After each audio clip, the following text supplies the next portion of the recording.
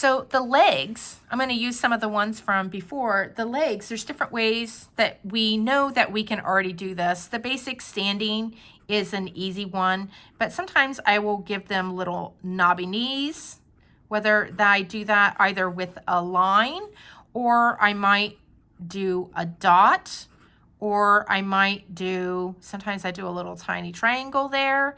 Sometimes I give them some thighs.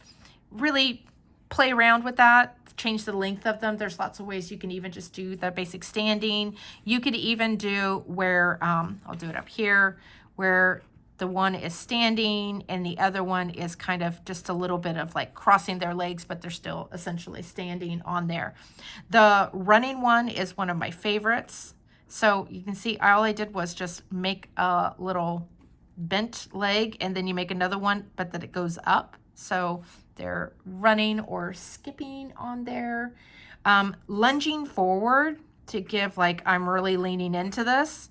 I like that one too, like really pushing. The falling is kind of a fun one. Like, whoa, I'm starting to fall right around, like gonna take a nosedive.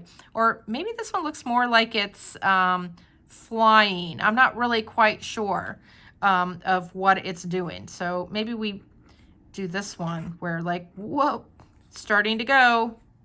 Maybe not. Sometimes they don't work out quite as well. You know, sometimes you might have to do where it's really is upside down, and then it's this guy who goes around like that. So play around with it.